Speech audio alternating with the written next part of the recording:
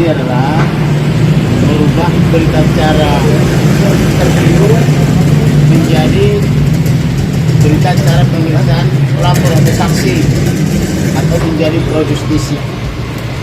Kemudian kita ada keterangan tambahan di luar daripada yang sudah ditanyakan pada pemeriksaan dahulu, yaitu bahwa kita ada menemukan pertama itu adalah soal hasil daripada otopsi ulang atau visum repertum ulang yang sudah dijelaskan tadi ya, di mana berdasarkan hasil otopsi ulang yang dilihat oleh duta kita atau wakil kita yang berprofesi dokter dan magister kesehatan, ternyata ditemukan luka itu adalah luka tembak dari belakang menembus hidung. Itu aja tambahannya. Kemudian menjelaskan lagi tadi bahwa ternyata luka tembak itu adalah dari leher ke bibir bawah kiri kan gitu ya. Kemudian dari dada kiri ke belakang dengan tegak lurus, tidak miring. Kemudian di tangan sebelah kanan.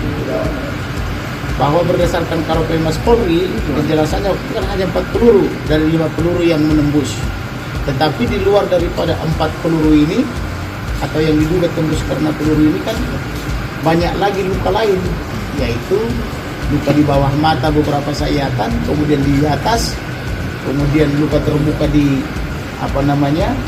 di bahu, kemudian memar lebam di kanan kiri, tulang rusuk, kemudian tangan patah, jari-jari dipatah-patahin, sama luka terbuka di jari manis, kemudian di kaki, di lipatan kaki kiri, kemudian di bawah pergelangan kaki, kemudian di kanan. Kemudian ada juga pankreas diduga hilang atau tidak ditemukan, demikian juga kantong kemih itu ya, diduga hilang atau tidak ditemukan. Itu aja. Kemudian otak pindah dari atas ke dalam dada. Jadi itu aja yang kita jelaskan. Kemudian kita juga bertanya tentang apakah handphone daripada almarhum Brigadir Polisi Nofriansah Joshua Huta Barat sudah ketemu atau belum. Mereka semua tidak ada yang berani menjawab. Lalu saya tanya, apakah saya harus berkirim surat untuk menanyakan itu? Sudah dikuasai penyidik atau belum handphonenya? Yaitu 3 handphone dengan 4 nomor. Karena saya menggunakan metode aplikasi, ternyata isi handphone itu semua sudah dihapus, saya bilang. Nah, mereka tidak berani menjawab, lalu mereka bilang biar sebaiknya saya bersurat ke Kabareskrim atau kepada Dirtipidum. Lalu saya tanya lagi, ini kan penyidikan sudah berapa lama? Apakah bajunya almarhum, mulai bajunya, dalamannya, celananya, kaos kakinya, sepatunya sudah dikuasai penyidik atau belum? Mereka juga tidak bisa menjawab. Nah, maka di dalam BAP tadi itu juga saya tuangkan, saya pertanyakan juga bahwa HP-nya hilang 3, kemudian pakaian terakhir yang dipakai yang diduga baju PDH, pakaian dinas harian juga hilang. Nah, itulah kira-kira intinya. Kenapa penting bagi abang nanyain soal baju ada di Ya penting dong, kan kalau ditembak dia, dadanya kan berarti bajunya bolong dong kan, dan berdarah. Kalau ditembak dia di belakang, berarti kan otaknya atau darahnya kan bercucuran, kena ke baju. Kemudian ketika dilukai pundak kanan, tentulah bajunya juga rusak karena sampai luka terbuka. Misalnya apakah itu karena golok atau sayatan atau apa, kan kita kan belum tahu. Dengan dilihat bajunya kan akan ketahuan. Terus di situ kan akan, karena dia luka terbuka tentulah berdarah. Kan kita periksa waktu itu kan DNA-nya, karena kepada dokter forensik juga saya minta ambil DNA-nya, simpan DNA-nya, siapa tahu kita menemukan bajunya supaya dicocokkan DNA yang diambil dokter forensik dengan yang ada di baju. Sekiranya bajunya sudah dikuasai oleh penyidik, ini kan harus dapat. Kalau ada penghilangan baju, siapa yang menghilangkan?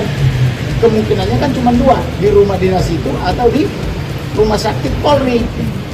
Nah, kalau rumah sakit Polri misalnya menghilangkan baju itu, apa kepentingan dokter-dokter itu? Kan begitu. Apakah dia dibawa ke rumah sakit Polri dalam keadaan telanjang? Kan tak mungkin. Tentulah dia ada baju yang melekat. Nah, atau misalnya apakah dibukain dulu bajunya di rumah dinas? Kan kita nggak tahu. Nah, oleh karena itu handphone dan baju itu adalah merupakan alat bukti atau barang bukti yang sangat perlu. Apakah berarti ini agendanya menjelaskan kembali dari pihak pengacara sarjana otopsi ya Bang, lebih ke Betul. Jadi saya jelaskan tadi hasil otopsi sementara berdasarkan pengamatan. Karena kalau hasil yang sesungguhnya kan itu kan bukan wewenang pengamat toh, tapi versi pengamat yang kita tempatkan 2 orang ini loh. Saya tunjukkan tadi dan ini sudah saya notariskan kan begitu. Bang. Namun kita tidak menyebut itu hasil akhir, hanya berdasarkan pengamat. Nah, kan gitu. Bang, soal otak pindah ke perut itu ke dada itu proses otopsi atau pada saat dia ditembak apa gimana Bang? Jadi ini kan masih Bisa simpang kita siur jawab. semua. Belum bisa karena kan polisi atau penyidik wajib memeriksa dokter yang mengotopsi pertama tentang itu perbuatan siapa memindahkan otak dari kepala ke dada. Kalau dokternya misalnya itu bukan perbuatan saya, ya berarti kan siapa setelah itu membuka lagi mayat itu kan gitu. Atau misalnya sebelum saya otopsi itu otaknya sudah di situ, berarti kan harus jelas kan gitu. Dan berarti apa yang terjadi di dalam tadi berdasarkan pemeriksaan memperkuat dugaan adanya pembunuhan berencana. Oh iya, tadi saya katakan ini pembunuhan terencana. Kenapa? Karena ada rentetan ancaman dari tanggal 21 Juni berulang ke tanggal 29, terus berlanjut ke tanggal 7 Juli. Pembunuhannya kan tanggal 8, artinya beberapa jam sebelum dibunuh. Nah, apakah ada kaitan ancaman pembunuhan ini dengan terjadinya pembunuhan? Itu kan tugas penyidik membuat terang. Tetapi fakta-fakta itu kita berikan. Apa fakta-faktanya? Kita berikan surat elektronik. Ada berupa video, screenshot, ada berupa percakapan. Bahkan handphone itu sudah disita oleh penyidik. Gitu loh. Bang, tapi sampai dengan sejauh ini ada informasi dari penyidik sudah sejauh mana pemeriksaannya, apakah sebatas Mereka tertutup. Hal yang sederhana aja kita tanya, bajunya sudah di mana sekarang? Tidak ada yang berani jawab. Padahal saya katakan, ini kan sudah dinonaktifkan Bapak Perdi Sambo baik dari Kadif Propam maupun dari Kasatgas Khusus. Kenapa kalian masih takut? Jawab saja. Ini kan Presiden sudah menyatakan buka seterang-terangnya. Konstitusi menyatakan buka, undang-undang menyatakan buka. Kenapa masih takut? Tapi tadi mereka bilang di tingkat perwira menengah mengatakan baiknya abang surati aja lah ke kabar reskrim.